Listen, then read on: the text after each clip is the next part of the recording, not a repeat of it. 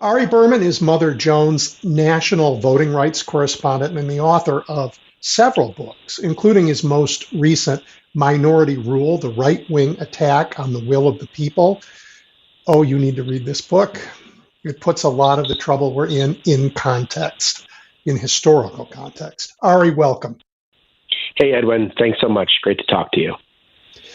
So let's dive in. It was just so interesting, your book. The idea of equality in America, whether that's, I don't know, equality before the law or equality of voice in governing or even equality of economic opportunity, these have always been, I want to say, more like goals than reality in our country. And I guess, despite what some in the communist, fearing Republicans claim, equality in outcomes was never a goal. So let's just set that one aside. Most Americans don't appreciate the sharp differences between, the goals described in the Declaration of Independence and the limitations written into the Constitution. Will you talk about that? Yeah, absolutely. That was one of the main themes I wanted to explore in my book, was just this contrast between the rhetoric of democracy as laid out by the founding fathers and the reality of democracy as enacted by the founding fathers, because we have this very utopian language in the Declaration of Independence that democracy is based on the consent of the governed and that all men are created equal. We'll leave aside the fact that women weren't included in that. But it's this very utopian language. But then when it came time to actually draft a constitution for America, they sharply limited many democratic rights. They froze out the people from electing most of the government. They created institutions that empowered privileged minorities instead of historically disenfranchised minorities. And that really put America on a path to minority rule that we're facing today. So what I wanted to do is I wanted to connect the current crisis, the current democratic crisis we face, which most people associate with Trump, to the fact that it actually stretches back 230 years, really, to the founding of our country and to the writing of our most important document. Yeah, we tend to venerate these early documents and forget that the folks who wrote them and the era they lived in, they were people just like us, and they had their own very difficult politics, as challenging as the ones we have right now. Yeah, I mean, they had their own agendas. That's right. We deify these people as these with like their halos and powdered wigs, right? And we think that all they cared about was the common good. And they did care about the common good, and they did have notions of democracy that were pretty radical in the 1780s. But I think for many of the founders, they were chiefly concerned with protecting their own interests, which was the interests of white male property owners, many of whom owned slaves. And so they wanted to protect their interest first and foremost. And then when it came time to drafting a new constitution, a lot of other privileged minorities decided they wanted to protect their own power. So the slave states wanted more power in the House. The small states wanted more power in the Senate. Both groups wanted more power in terms of how the president was chosen. And that's how we get a situation where we don't elect the president directly. We have this complicated and ridiculous electoral college system. That's why we have a situation where each state has two senators regardless of population. That's why we had the 3/5 clause in the House, because all of these interest groups took power that were often at odds with the common good and notions of democracy. But really, the Constitution was less a product of compromise and more a product of concessions, and sometimes just flat out hostage taking in terms of, if you don't agree to our demands, we just won't ratify the Constitution at all, which led it to be a very messy document that was much different than what many of the founders had intended. Yeah, or exactly what some of them intended. Well, it could be both, right? Absolutely. For example, right. take the U.S. Senate. Like James Madison, who's the most prominent founding father when it comes to writing the Constitution, wanted the Senate to be an elite body that operated on the basis of representing the elite, right? So that's why the people did not elect the Senate. But he wanted that elite body to operate on the basis of majority rule. And that's why he wanted the Senate to be based on proportional representation. He came from one of the largest states, Virginia. He thought they should have more senators than the smallest states, Delaware. But Delaware and the other small states basically said, if you don't give us the same level of power, we're going to leave the Union. We might join France, which was about the worst thing you could say in 1787. And therefore, the large states had to cave to the demands of the small states. And Madison says outright, this is going to allow a more trifling minority than ever to control the body. So he's basically saying this is going to make minority rule inevitable in the Senate. So even then, it's like he intended the Senate to be an elite body, but he did not intend that the Senate was going to favor small states over large states. So I think when we go back and talk about originalism and saying we have to interpret the Constitution as it is, we also have to note that there are a lot of debates and a lot of dissents over what the Constitution actually became. Ari, I'm going to dispense with talking about originalism completely because I think it's utter nonsense. And as far as I know, the Supreme Court has never hired a historian as a clerk, so I assume they think it's nonsense too. So well, they only think it's not nonsense when it fits their own agenda. But I do think I will say about originalism that I think there's a reason why they always want to refer to the Constitution as it was intended, because it was not a very democratic document. And it was not a document that initially gave rights to African Americans or women or even many poor whites. So when you say, okay, I want to go back to the 1787, well, you're actually talking about a document that's going to exclude rights from many people who have them today.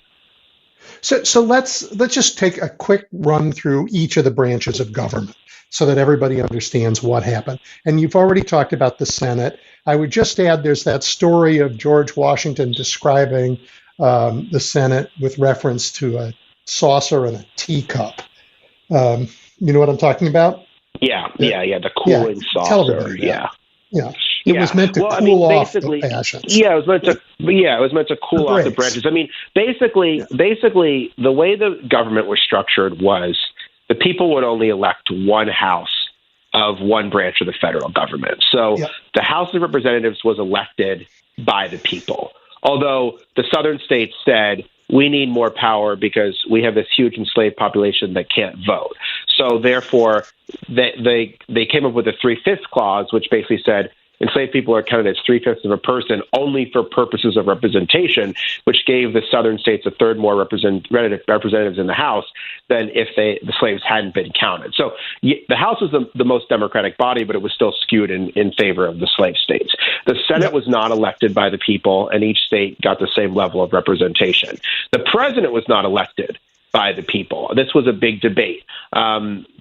There were some founders that wanted the president to be elected by the people. There were a lot of founders that didn't, that thought the people were too uninformed. Madison, who, as I said, was the most important founder when it came to drafting the Constitution, actually said, I think that we should elect the president by the people. The problem is the slave states will have less power because their enslaved population can't vote. So he's basically saying, I would be in favor of direct election of the president if not for this institution of slavery. And so that's a main reason why we have the Electoral College today, because it was worked out as some kind of compromise. And so it's a direct remnant of this whole idea of slavery. So the president's not elected by the people. Supreme Court justices are nominated like today by presidents and chosen by senators, neither of whom were elected by the people. So basically the people were shut out from electing most of the government. Then in most states, voting rights were restricted to white male property owners. So that further constricted who could vote. So the electorate in 1787 was a very small electorate relative to the population at large. And a vast majority of the population was excluded from electing the government. And I want to say Article 5, which no one pays attention to in the Constitution, is the process for amending the Constitution. And it says, you can amend, and here's how you amend, but in no case can you change the fact that each state gets 2 senators. Exactly. I mean, basically what it says is that any state can refuse to sign off on an ability to change their representation. So, I mean, Wyoming's never going to sign off on changing Wyoming's representation. And so that's why the Senate is difficult to change. I mean, you could do things like make the Senate more representative of the country. You could do things like make Washington, D.C. and Puerto Rico and even some of the territories new states, right? I mean, Yes. When Republicans wanted more senators in the 1900s, they just decided to make North and South Dakota 2 states. The Dakotas were a sparsely populated territory. There was no reason why it had to be North and South Dakota. So, I mean, the Senate's been manipulated over time to benefit certain interests. And it's just that it's becoming increasingly out of step with the country, because when Madison was concerned about small states having power over large states, the country's largest state, Virginia, had 13 times the power of the largest state, Delaware, and 13 times the population of the smallest state, Delaware, in 1790. Well, today, California has 68 times the population of the smallest state, Wyoming. So the unrepresentative nature of the Senate is just getting worse over time as the gap between large and small states grows. This system, established, more than 200 years ago, has withstood a lot of shocks. One of those, the Civil War, led to major revisions. There's 3 great amendments that expanded citizenship and suffrage. I suppose another one was the huge sort of technological advances along with the Great Depression that sort of made the world smaller. And that didn't lead to constitutional change, but to an expanded and energetic executive branch. I don't think I fully understood it at the time, but I guess the election of Barack Obama was another kind of shock to the system, one that the anti-democratic, still racist crowd led to a huge sort of retrenchment. I think you wrote about that. I do write about it. And I mean, I was at Grant Park, when Obama was elected. Oh, me too. I remember, yeah, exactly. I remember what a night. Watching him. Yeah, exactly. Watching him come on the stage with Michelle and the girls who were very young at the time, and people thinking, this is going to be the new normal in America. This is what America's supposed to represent. And Ari, can I pause you and interrupt for 1 second on that moment? Yeah. I just, while we were in that park, that magical night, my phone rang and I heard from people all over the world. They were up at 3 a.m. They were up at 2 a.m. They were up. The whole world thought this is the way the world should look, not just the United States, because we all are kind of different. It was a magic moment that lasted, an hour. Well, I mean, the thing is, as remarkable as it was to some people, to other people, it was their worst fear that someone named Barack Hussein Obama could be elected president of the United States. And I think the undercurrent of all of the push for minority rule today is that the United States is one day going to be a majority-minority country in which white people will no longer be the majority. And I think Obama's election was the first real indication of that changing demographic having real political power, that multiracial democracy was becoming the rule, not the exception. And there's always been these periods where multiracial democracy has flourished. For example, after the end of the Civil War, when there's black senators and governors and members of Congress from places like Mississippi and South Carolina and Louisiana, that prompts a vicious white backlash. And I think the election of Obama did the same thing. It led to a radicalization against democracy within the Republican Party, who basically realized that if we can't change our policies to win over this changing demographics, and we're not going to end up changing our policies, then all we can try to do is try to rig the political system to create an electorate that would be older, whiter, more conservative, as opposed to younger, more diverse, and more progressive. So that's why they start doubling down on things like voter suppression and gerrymandering and stacking the courts. And they do it at the state level first, and they start radicalizing at the state level in all of these key swing states they take over, like Wisconsin and Michigan and Pennsylvania and North Carolina. And then that lays the groundwork for Donald Trump, because basically they're looking for a white savior. They're looking for someone who's going to roll back multiracial democracy. And of course, that's what Make America Great Again is all about. The again is all about before people like Barack Obama were elected president, before black people had the right to vote, before we passed the Civil Rights Act and the Voting Rights Act and the Immigration Reform Act and all of those things. Yep.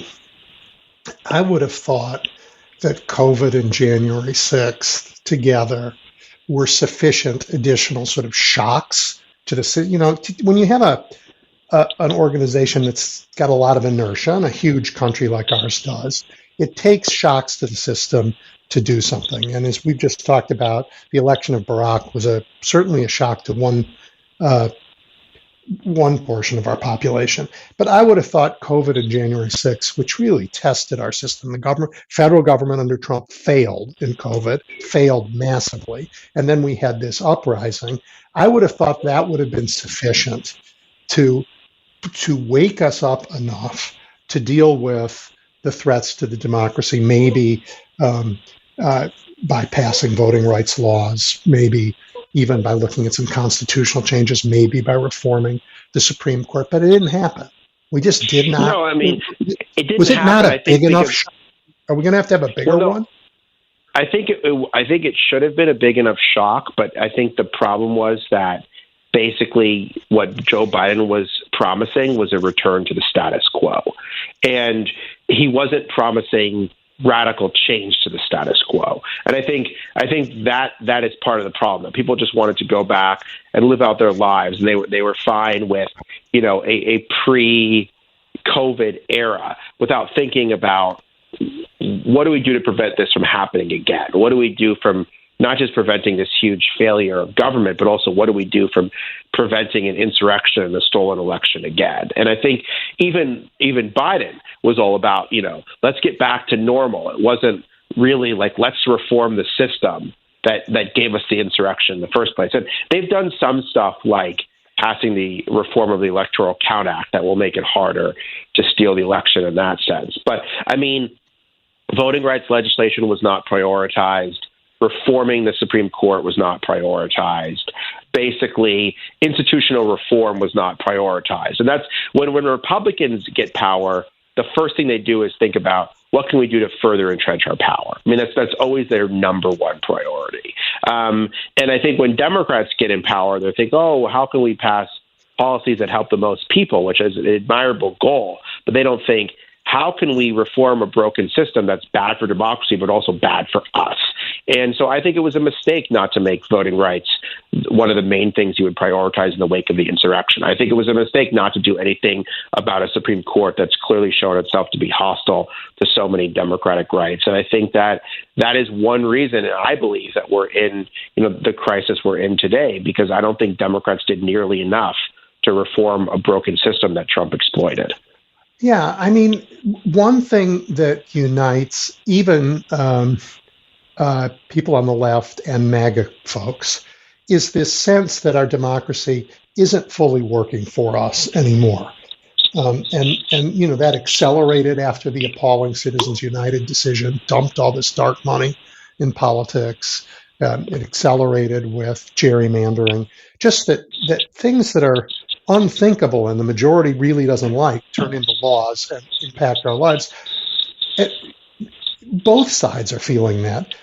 I would think that in this upcoming election, Joe Biden would add a very serious reform agenda, akin to the progressive era, really strong reform agenda to help restore the democracy. And that would be certainly not good for MAGA, but it would make everybody trust the government more. Yeah, I mean, I think that's one of the things that's missing from Biden's message is, like, what is the agenda for the second term? I think if you ask people, very few people would be able to tell you. And I don't think it's been strongly articulated by them, because they say, we're going to protect abortion rights. Well, how are you going to do it? Are you going to reform the filibuster to pass voting rights legislation in a way that you didn't previously? How are you going to pass voting rights legislation? I mean, how are you going to reform this system? And to me, it was a mistake not to make it more of a reform presidency and not to have more of a reform agenda, because I do think that the times called for, the FDR leader, a Teddy Roosevelt leader, someone who wasn't willing to just restore the status quo, but wanted to change the status quo and take on these entrenched forces of power. I think many people are mad that Washington doesn't work, but they don't know why it doesn't work. They don't understand why things that are supported by 70 to 80% of Americans don't become law. And then they blame the people in charge for that fact. So I think, obviously some people are mad about things that Biden did, but I think a lot of people are mad about things he didn't do. And so I think they would be in a much stronger position if they had passed the voting rights legislation, if they had protected Roe v. Wade, if they had done all these things and then said, we did these things and therefore we want to do more, as opposed to saying we're going to try again to do those things that people don't understand. Why did they happen in the first place when you had the power? Well, yeah. I mean, in their defense, I think when Nancy Pelosi was Speaker, voting rights was her first agenda, first thing they did. Yeah. But B, they actually passed transformative things that are going to help our country for years to come. I think it was a miracle of a legislative session, but it didn't include the government reforms you're talking about. I included those things that help regular people, and I can't fault them too much for that. And I really do expect that as this campaign unfolds, maybe coming out of the convention, they will actually talk about a reform agenda. I just think that not prioritizing voting rights legislation was a mistake. That I understand the importance. They couldn't get it done. But they didn't end up getting a lot of other stuff they prioritized done either. I mean, they eventually cut a deal with Manchin on Build Back Better, but the bill that they spent months and months and months pushing didn't actually become law either. And so I think they wasted a tremendous amount of time on some of these economic bills and didn't end up prioritizing core democracy legislation, and that could end up being the reason why Biden loses. We don't know, but these voting changes, the lack of excitement within the Democratic base, some of this stuff could end up being why Biden loses the election. I'm an optimist, but I hear you loud and clear. Let me explore the other side for a minute. The side that's wary of democracy, and there's always been that in our country, and the right is completely down with that. But the MAGA movement displays all of the characteristics of a mass delusion, and their absolutist, worldview prejudices facts and provides, convenient but horribly flawed explanations for everything. And in that, it resembles, some crazy religious movements that the worst sort of jihadi stuff about I can explain everything and everything's okay. It's like a messianic in one side, but it's also the communist totalities in the last century were the same way. And the MAGA movement's a minority for sure, but it's a lot bigger one than I ever imagined possible. So leaving aside that we don't want this minority ruling over all of us, I wouldn't want that group, even if it were a majority, ruling all over all of us. And that brings us back to checks and balances and to the real question of what we mean by a democracy. Because it's not just majority rule, it's balance of power, it's all kinds of complicated things.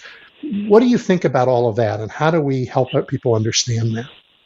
Well, I think the protection of minority rights is critically important in a democracy, and I think that's one of the things that distinguishes a democracy from other systems of government. But I think it's a dangerous situation when a minority rules despite not having majority support or not even seeking majority support. And I also think that what I'm talking about is an elite, privileged, conservative white minority that's trying to rule, as opposed to the historically disenfranchised minorities that are supposed to be protected in a democracy. So I think the MAGA movement trying to subvert American democracy as a distinct minority is very different than the civil rights movement, for example, which was a minority trying to win over majority support, trying to persuade the public and the Congress and the president to support their agenda and wanting to be something that was supported by a majority of Americans. And I think those are just very different things. I think at various times,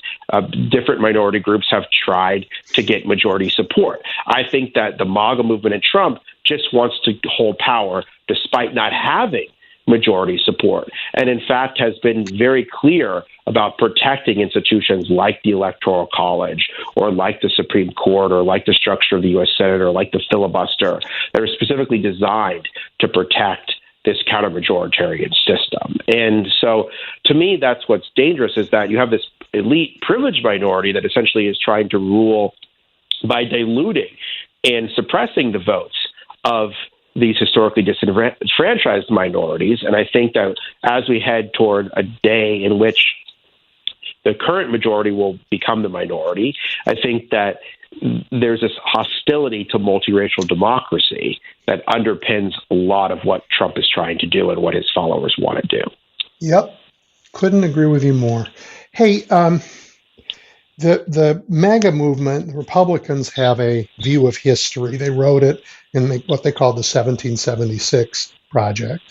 And some of that is echoed in Project 2025, but that's a how-to manual. The other one is here's what history is. And your description that's in your book, and as we've talked about here, is a different view of American history than the one, the factless one that they have on offer. Has your book been banned in any states yet? Not that I know of. That would probably be good for me from a sales perspective, but not yet. But it was interesting. I was on Fresh Air with Terry Gross, and I was explaining the history of the 3/5 clause to her, and she said, "Way to embarrass me as an interviewer." Yeah. Can you go down? Can you go down? She's like, "Can you go down to Florida and can you give this talk?" And I'm saying, like, this interview could be banned in Florida right now, Terry. And it's really dangerous because the weaponization of history, which I call the gerrymandering of history, has been a key way that white power has been protected historically. This is what happened in the wake of the Civil War. The histories of Reconstruction written by white historians basically called Reconstruction a tragic failure. They said that black men should have never gotten the right to vote. And that was one of the main reasons why Jim Crow lasted for so long. That's why monuments to Robert E. Lee and Confederate soldiers went up all across the South. It was this total rewriting of history to essentially eliminate multiracial democracy from American history. And I think that there's an effort to rewrite history again today and to weaponize history once again today to preserve this declining white minority and to say that we don't need to do anything about our legacy of racism because racism never really existed in America, right? So if you don't even acknowledge the existence of race, if you're not even willing to acknowledge that slavery caused the Civil War, or that black men were lynched and persecuted and denied voting rights under Jim Crow, then there's no way you're going to do anything about that problem today. And so I think this is a really very organized campaign to try to gerrymander history because they want certain outcomes, namely the outcome of promoting the power of this conservative white minority that they're also trying to do through all these other anti-democratic tactics like voter suppression, gerrymandering, et cetera, et cetera. What most of the MAGA movement don't understand, the same thing that white Southerners mostly didn't understand in the 1860s, is that this so-called, the cotton power did not really care about the poor white guys either. But they were able to use racism to draw them to their side and have them go fight and die for them, even though all the money was being sucked into a few large landowners' hands. And we have the same thing now with big corporate and billionaire interests, aligning themselves with this bigotry in order to get people to support them, even though they're not getting anything back. Their lives aren't better. Yeah, I mean that's always kind of been the strategy, is that the corporate oligarchy uses racism and other issues to mobilize the masses, and then once they get in power, they just concentrate power and resources for themselves. And that's what happened in Jim Crow in the South. That's what happened in the last Trump administration. I mean, it was tax cuts for the rich and things like that were prioritized. And so that I think that economic oligarchy remains the basis of support in the Republican Party, and all these other issues like the lies of a stolen election or false claims of migrants crossing the southern border to register to vote and all these things, or critical race theory, are the things that they try to get to motivate people to vote. But underpinning the agenda is this privileged elite saying we want to concentrate power for ourselves. Ari, a lot of polling shows that the folks who know the least, who read the least news, who are the biggest supporters of Donald Trump, and the ones who are better informed, unsurprisingly, aren't. So I really appreciate all the effort that you put to write the book, to talk about the book, to do the reporting, and then to come on shows like this. I mean, from Terry Gross to me is a huge gift. In order to let people know about this stuff. It's just so important. And thank you. Thanks so much, Edwin. It takes a village. Great to talk to you. Yeah. Take care. Bye. Bye. Bye.